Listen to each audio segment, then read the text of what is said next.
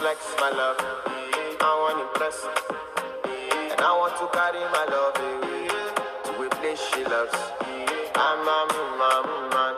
I want impress. And I want to carry my love away to a place she loves.